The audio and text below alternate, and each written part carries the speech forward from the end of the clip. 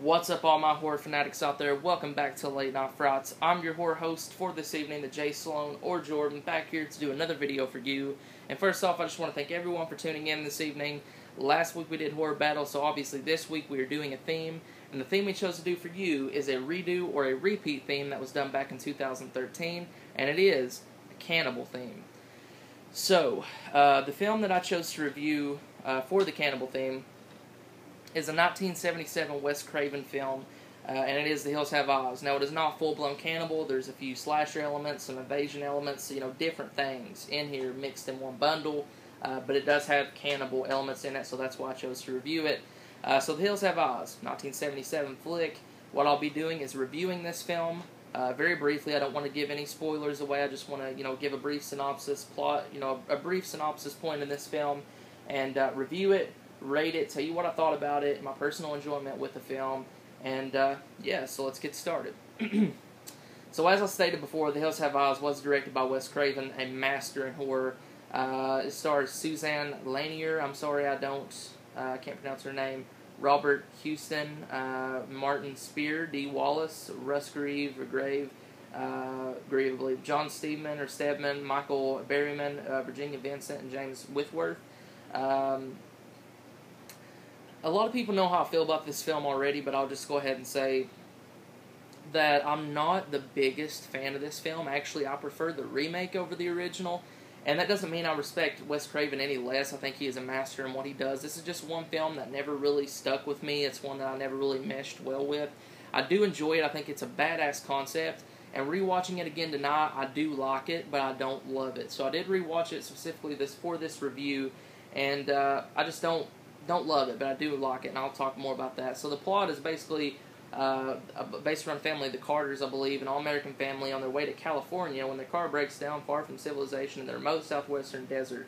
So they meet this guy at a gas station. The guy who actually owns the gas station is babbling on about how he's leaving and he can't do this anymore, and some weird woman comes from the desert, from the hills, and basically tells her, Papa Jupiter wants some food or something like that, and we don't really know at the time who Papa Jupiter is or what this girl really does, what this girl means. Like, where is she from? What's going on? We find out later on, and we just see some very weird and strange things happen.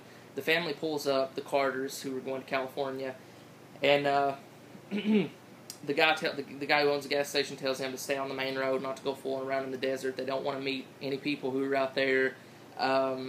And what do? Obviously, it wouldn't be a horror movie, and it wouldn't be fun, and it wouldn't go any further if they didn't go in the desert. So they go in the desert, the car breaks down, and shit happens. And I think it's got a cool concept, like I stated before. There are people in the hills watching them, a completely different family, very brutal, savage, and cannibalistic inbred family. And it is a cool concept. I think they could have run a little bit further with the film. I think the directing was good. The acting was a little bit, I'm not going to say overacted. It was just a little bit off to me, some of the actors in the film. But a good plot. And I do like the movie. I just don't love the movie by any means. The thing I do like about this movie that I actually preferred in this movie and over the remake, I love the remake. I prefer it over the original. But I think the family, Papa Jupiter, I think the whole family, the cannibalistic family, was well put together, and we really get a dive into their story, whereas in the remake, it really didn't do that. It just kind of showed us, this is the family, these are the people in the hills, and they're going to eat you, they're going to kill you. And in this one, we really get a dive into their story, especially with the guy who owns the gas station. He tells who Jupiter really is, and I thought that was cool. So yeah, I mean, it's a good movie. It does lack a few things, and I will talk about that now. The thing that I think that it lacks the most, or the thing that I didn't really please me, was the father, the youngest father, who has a newborn baby girl. I didn't like him as an actor. I thought he didn't do too good at all, and I thought that was just wasted potential with what he could have done, and they did improve on in the remake, which I thought was great. They saw that error and improved on it, and I don't know, it just kind of felt like a pussy, and not just in the beginning, but in the beginning, middle, and end. In the remake, he is a pussy in the beginning and kind of transforms over time for the sake of his daughter, to save his daughter, and I thought that was pretty cool. In the remake, that was just wasted potential in this one. That could have changed my opinion a lot on this movie. But, I mean, it's a good cannibalistic film. You know they're cannibals. You know what they're doing. You know they're not nice people. They're very savage and brutal people. Obviously, they eat people. You can't get more savage and brutal than that. Really good acting done by the family and the clan. I thought that was pretty cool. I think the cannibalistic family actually did better acting than the normal family, who are being like animals for them to catch, to kill and eat. And I thought they did a way better job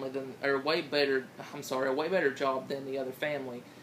But yeah, there's my review over The Hills Have Eyes. Check it out, give it a watch.